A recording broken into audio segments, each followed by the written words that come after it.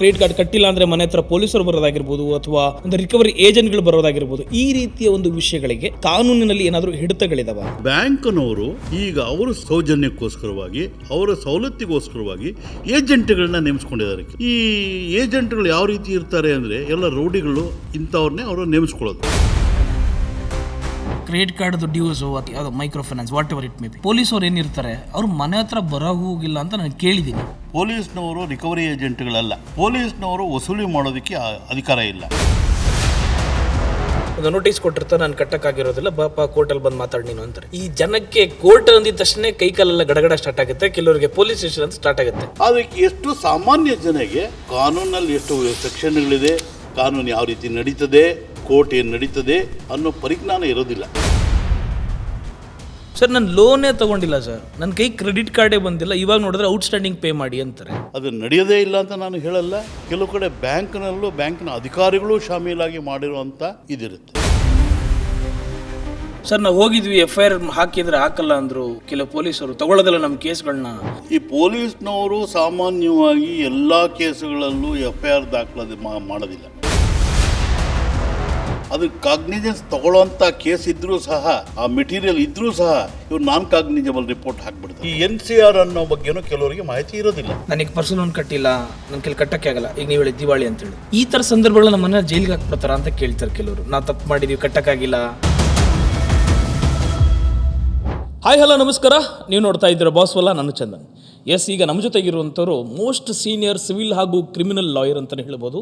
ಅಷ್ಟೆಲ್ಲ ಸಿಕ್ಕಾಪಟ್ಟೆ ಕೇಸ್ಗಳನ್ನು ನೋಡಿ ಇವತ್ತು ಮೇಜರ್ ಇಂಪಾರ್ಟೆಂಟ್ ರೋಲನ್ನು ನಮ್ಮ ಚಾನಲ್ಗೆ ಬಂದಿದ್ದಾರೆ. That is credit card issues. Yes, ಎಷ್ಟೋ ಜನಕ್ಕೆ ಕ್ರೆಡಿಟ್ ಕಾರ್ಡ್ ಫ್ರಾಡ್ಗಳಾಗಿರ್ತವೆ, ಸ್ಕ್ಯಾಮ್ಗಳಾಗಿರ್ತವೆ, ಅಥವಾ ಕ್ರೆಡಿಟ್ ಕಾರ್ಡ್ ಕಟ್ಟಿಲ್ಲ ಅಂದರೆ ಮನೆ ಹತ್ರ ಪೊಲೀಸರು ಬರೋದಾಗಿರ್ಬೋದು ಅಥವಾ ಒಂದು ರಿಕವರಿ ಏಜೆಂಟ್ಗಳು ಬರೋದಾಗಿರ್ಬೋದು. ಈ ರೀತಿಯ ಒಂದು ವಿಷಯಗಳಿಗೆ ಕಾನೂನಿನಲ್ಲಿ ಏನಾದರೂ ಹಿಡಿತಗಳಿದಾವ ಅಥವಾ ಕಾನೂನು ಮೊರೆ ಹೋಗಬೇಕಾದ್ರೆ ಹೇಗೆ ಹೋಗಬೇಕು, ಯಾರನ್ನ ಅಪ್ರೋಚ್ ಮಾಡಬೇಕು? ಸರ್, ನಮ್ಮ ಮನೆ ಹತ್ರ ಬಂದು ಈ ರೀತಿಯಾಗಿ ಎಲ್ಲ ಟಾರ್ಚರ್ ಮಾಡ್ತಾರೆ, ನಮ್ಮನ್ನ ಹರಾಸ್ಮೆಂಟ್ ಮಾಡ್ತಾರೆ, ಇದಕ್ಕೆ ಏನಾದ್ರು ಕಾನೂನು ಕ್ರಮಗಳಿದಾವ? ಎಲ್ಲದ್ರ ಬಗ್ಗೆಯೂ ನಮ್ಮ ಜೊತೆ ಮಾತಾಡೋದಕ್ಕೆ ಖುದ್ದು ಅಶೋಕ್ ಸರ್ನ ಕರ್ಕೊಂಬಂದಿನಿ. ಸರ್, ನಮಸ್ತೆ. ನಮಸ್ತೆ.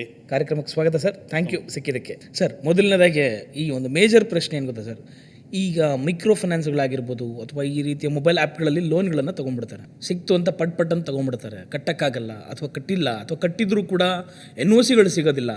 ಈ ರೀತಿಯಾಗಿರುವಂಥ ಸಂದರ್ಭಗಳಲ್ಲಿ ಕೆಲವ್ರನ್ನ ರಿಕವರಿ ಏಜೆಂಟ್ಗಳನ್ನು ಕರೆಸೋದಾಗಿರ್ಬೋದು, ಗಲಾಟೆಗಳು ಮಾಡಿಸೋದಾಗಿರ್ಬೋದು ಅಥವಾ ಹಲ್ಲೆಗಳಾಗಿರ್ಬೋದು, ಈ ರೀತಿಯಾಗಿ ಮಾಡ್ತಿರುವಂಥದ್ದು ನಿಮ್ಮ ಗಮನಕ್ಕೂ ಬಂದಿರುತ್ತೆ, ನೀವು ಒಂದಷ್ಟು ಕೇಸ್ಗಳು ನೋಡಿರ್ತೀರ. ಈ ರೀತಿ ಇದ್ದಾಗ ಅವನು ಹೇಗೆ ಫೇಸ್ ಮಾಡಬೇಕು? ಮೊದಲನೇದಾಗಿ what are the first step ಈ ಕುಡ್ ಟೇಕ್?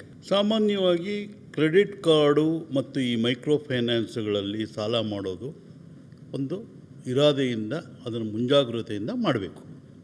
ಕ್ರೆಡಿಟ್ ಕಾರ್ಡ್ ಇದೆ ಅಂತ ಹೇಳಿ ಅವರು ಮೇಲಿಂದ ಮೇಲೆ ಕ್ರೆಡಿಟ್ ಫೆಸಿಲಿಟಿಗಳನ್ನ ತೊಗೊಂಡಾಗ ಅದು ಸಾಲ ತೀರಿಸೋದಿಲ್ಲ. ಆ ಟೈಮಲ್ಲಿ ರಿಕವರಿ ಮಾಡಬೇಕಾದಂಥ ಪರಿಸ್ಥಿತಿ ಬ್ಯಾಂಕ್ಗಳಿಗೆ ಬರುತ್ತೆ. ಓಕೆ.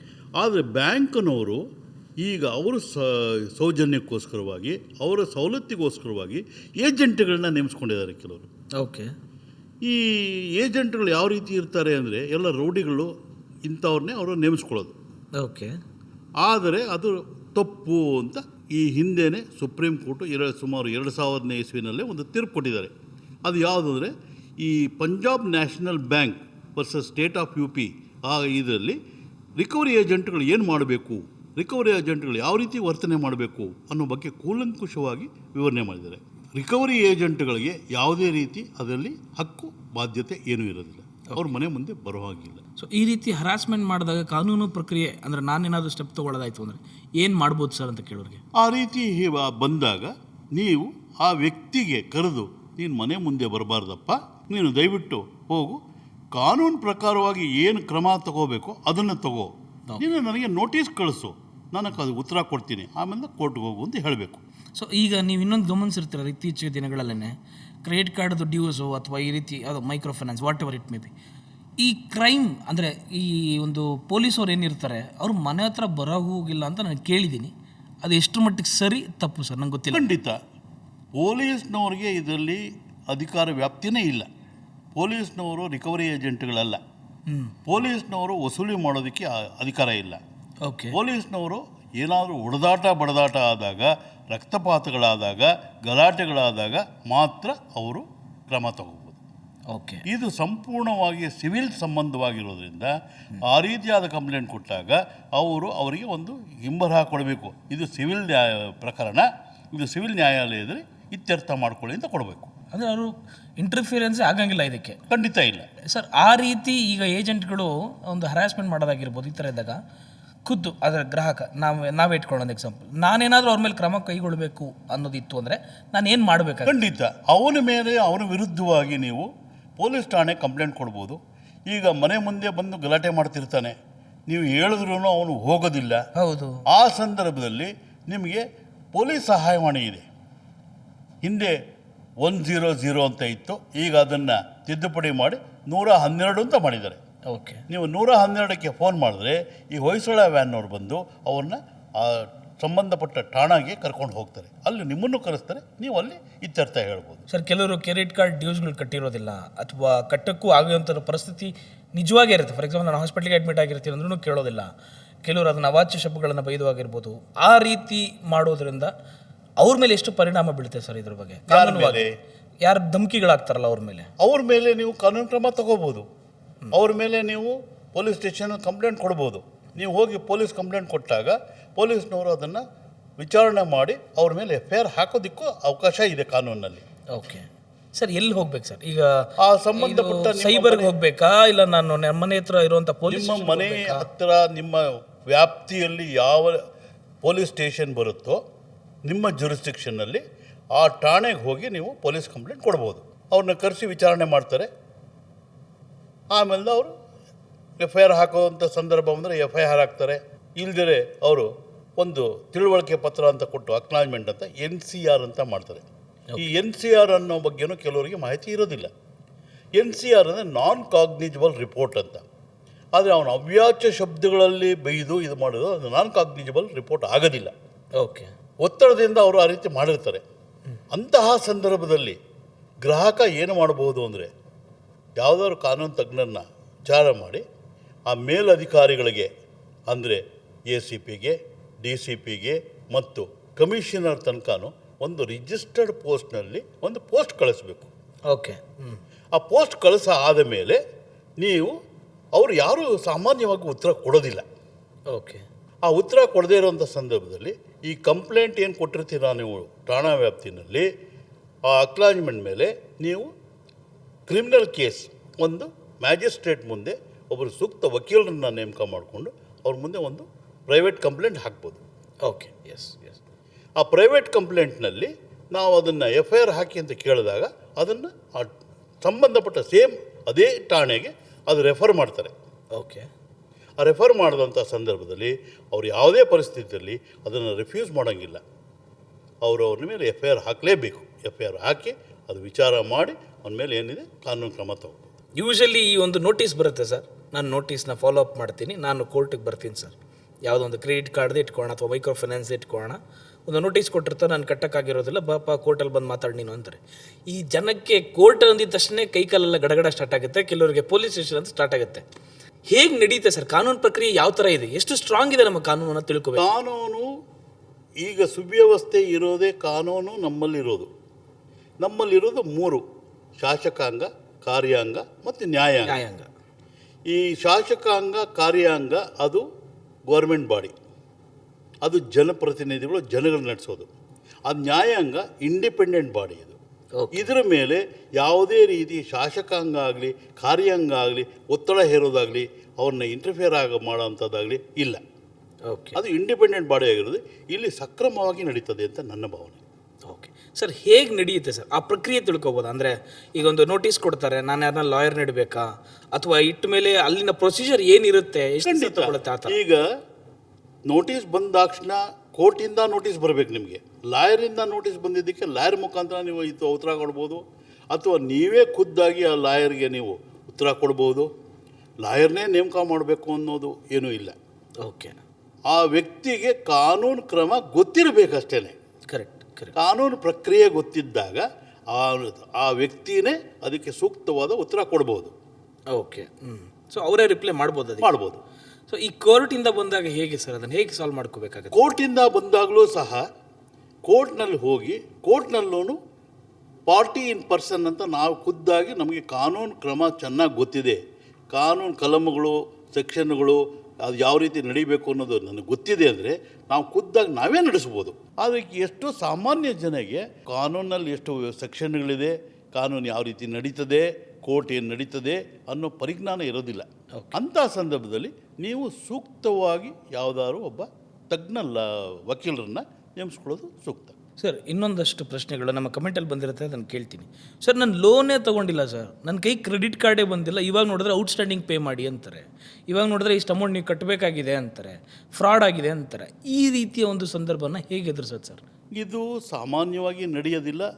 ಅದು ನಡೆಯೋದೇ ಇಲ್ಲ ಅಂತ ನಾನು ಹೇಳಲ್ಲ. ಕೆಲವು ಕಡೆ ಬ್ಯಾಂಕಿನ ಅಧಿಕಾರಿಗಳು ಶಾಮೀಲಾಗಿ ಮಾಡಿರುವಂಥ ಇದಿರುತ್ತೆ. ಅವ್ರ ಅಕೌಂಟ್ ಚೆನ್ನಾಗಿರುತ್ತೆ, ಅಕೌಂಟ್ ಎಲ್ಲ ಇರುತ್ತೆ, ಅಲ್ಲಿ ಯಾವುದಾವುದೋ ಇದು ಸೈನ್ಗಳು ಹಾಕ್ಸ್ಕೊಂಡ್ಬಿಟ್ಟಿರ್ತಾರೆ.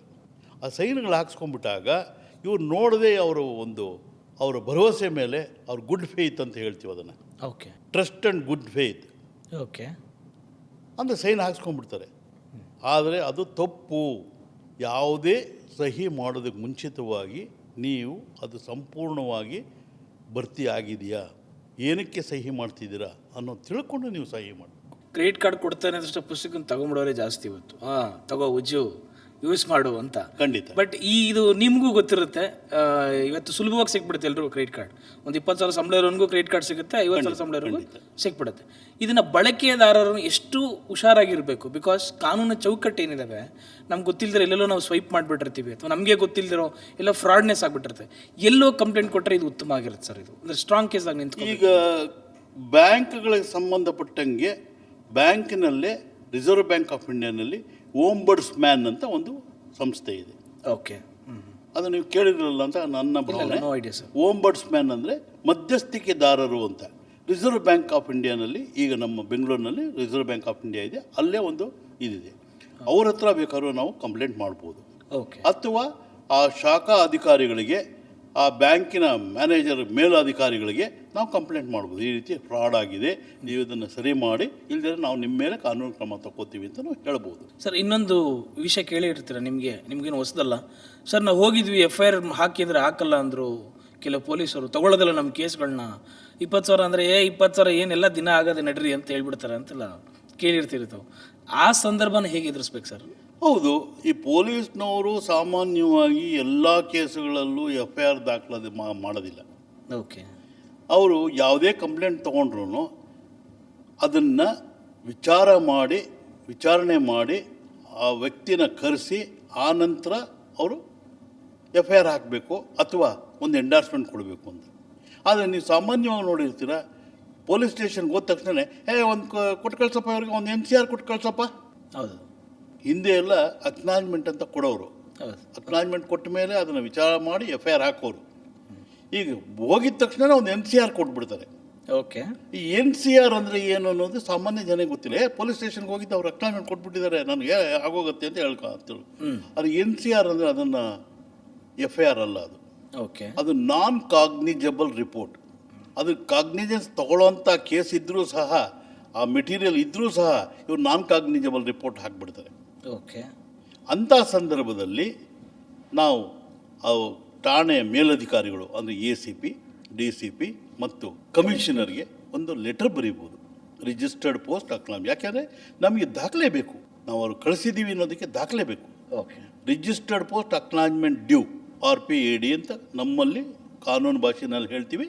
ಆ RPADನಲ್ಲಿ ಕಳಿಸ್ಬೇಕು. ಆ ಕಳಿಸಾದ್ಮೇಲೆ ಅವರು ಸಾಮಾನ್ಯವಾಗಿ ಯಾರೂ ರಿಪೋರ್ಟ್ ಕೊಡಲ್ಲ. ಎಲ್ಲೋ ಕೆಲವರು ಅದನ್ನು ಇನ್ವೆಸ್ಟಿಗೇಟ್ ಮಾಡಿರಿ ಅಂತ ಹೇಳೋರು ಇದ್ದಾರೆ, ಕೆಲವರು ಇಲ್ಲ. ಆ ಸಂದರ್ಭದಲ್ಲಿ ಅದಾದ ಮೇಲೆ ನೀವು ಯಾರಾದರೂ ಒಬ್ಬ ವಕೀಲರನ್ನ ನೇಮಕ ಮಾಡಿಕೊಂಡು ನೀವು ಆ ಸೂಕ್ತ ಮ್ಯಾಜಿಸ್ಟ್ರೇಟ್ ಮುಂದೆ ಒಂದು ಪ್ರೈವೇಟ್ ಕಂಪ್ಲೇಂಟ್ ಹಾಕ್ಬೇಕು. ಸರ್, ಈಗ ಪರ್ಸನಲ್ ಲೋನ್ ಆಗಿರ್ಬೋದು ಅಥವಾ ಕ್ರೆಡಿಟ್ ಕಾರ್ಡ್ ಆಗಿರ್ಬೋದು, ಹೌದು, ಯಾವುದೇ ಒಂದು ಕಟ್ಟಕ್ಕಾಗ್ದಿರ ಅಥವಾ ಒರಿಜಿನಲ್ ಇಶ್ಯೂ, ಕ್ರೆಡಿಟ್ ಕಾರ್ಡು ಇದೆಯಲ್ಲ, ಯಾವುದೇ ಕಂಪ್ಲೇಂಟು ಈ NCR ಕೊಟ್ಟಾಗ ನೀವು ಅದನ್ನು ಕೋರ್ಟ್ನಲ್ಲಿ ಚಾಲೆಂಜ್ ಮಾಡ್ಬೋದು. ಓಕೆ. ಕೋರ್ಟ್ನಲ್ಲಿ ಹಾಕಿದಾಗ 2 ವಿಧ ಪ್ರಕ್ರಿಯೆ ಇದೆ. ಒಂದು, ನಾವು ಡೈರೆಕ್ಟಾಗಿ ನಮ್ಮ ಕಂಪ್ಲೇಂಟಲ್ಲೇ ಕೇಳ್ಬೋದು. ಇದನ್ನು ಸೆಕ್ಷನ್ 156(3) ಓಕೆ, ಆ ಸೆಕ್ಷನ್ ಪ್ರಕಾರವಾಗಿ ಆ ಠಾಣೆಗೆ ಕಳಿಸಿ ರಿಜಿಸ್ಟರ್ ಮಾಡಿ FIR ಅಂತ. ಆ ಸಂದರ್ಭದಲ್ಲಿ ಅವ್ರು ರಿಜಿಸ್ಟರ್ ಮಾಡಿಬಿಡ್ತಾರೆ. ಓಕೆ. FIR ರಿಜಿಸ್ಟರ್ ಮಾಡ್ತಾರೆ. ಓಕೆ. ಇಲ್ಲ ನಮ್ಮಲ್ಲಿ ದಾಖಲೆಗಳು ಸಾಕಷ್ಟಿದೆ ಅನ್ನುವ ನಾವು ಅದರಲ್ಲಿ ಒಂದು ಪ್ರಮಾಣ ಹೇಳಿಕೆಯನ್ನು ಕೋರ್ಟ್ನಲ್ಲಿ ಕೊಡಬೇಕಾಗಿ ಬರುತ್ತೆ. ಓಕೆ ಸೋರನ್ ಸ್ಟೇಟ್ಮೆಂಟ್ ಅಂತ ಹೇಳ್ತೀವಿ ಅದನ್ನು. ಓಕೆ ಆ ಪ್ರಮಾಣ ಹೇಳಿಕೆ ಕೊಟ್ಟಾಗ ಅದನ್ನು ಅದಾದ ಮೇಲೆ ವಿಚಾರಣೆ ಮಾಡಿ ಅದರ ಮೇಲೆ ಅವರು ಡೈರೆಕ್ಟಾಗಿ ಕೇಸ್ ರಿಜಿಸ್ಟರ್ ಮಾಡ್ತಾರೆ.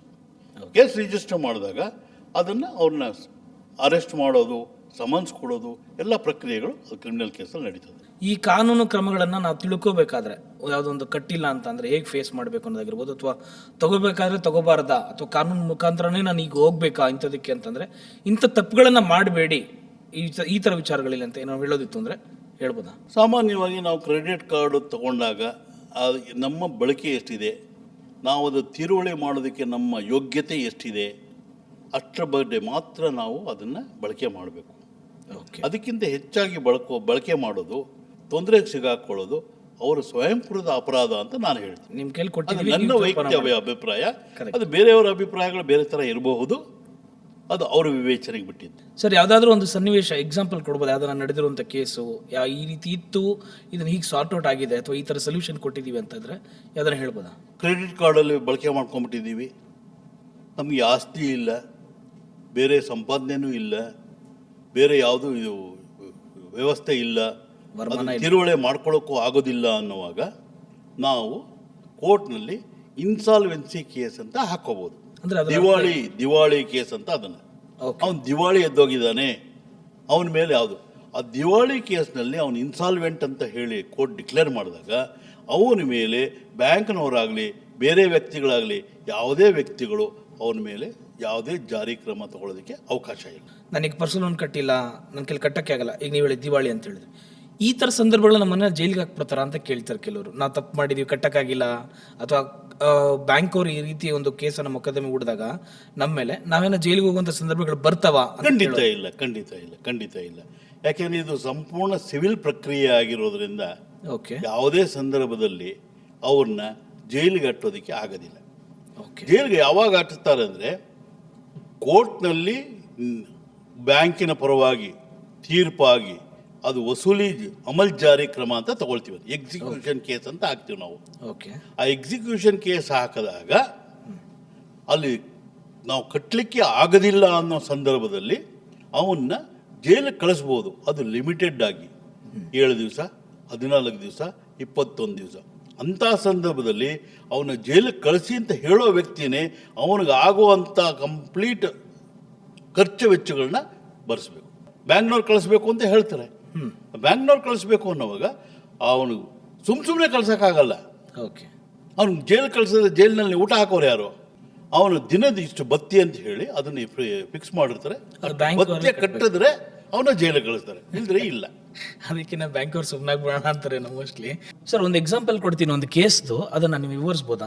ಅಂದ್ರೆ ಈಗ ಒಬ್ಬ ತಂದೆ ಗೌರ್ಮೆಂಟ್ ಎಂಪ್ಲಾಯಿ, ಅವರು ಲೋನ್ ತಗೊಂಡಿರ್ತಾರೆ ಸರ್, ಒಂದು 5 ಲಕ್ಷ, ಒಂದು 6 ಲಕ್ಷ ಅಂತ ಎಕ್ಸಾಂಪಲ್ ಇಟ್ಕೊಂಡು, ಬ್ಯಾಂಕಿಂದ ಗೌರ್ಮೆಂಟ್ ಇಂದಾನ, ಸೊ ಬ್ಯಾಂಕಿಂದ ತಗೊಂಡಿದ್ದಾರೆ ಅಂತ ಇಟ್ಕೊಳ್ಳೋಣ. ಸೊ ಅವರು ರೀಸೆಂಟ್ ಆಗಿ ಡೆತ್ ಆದ್ರು ಅಂತ ಇಟ್ಕೊಳ್ಳಿ.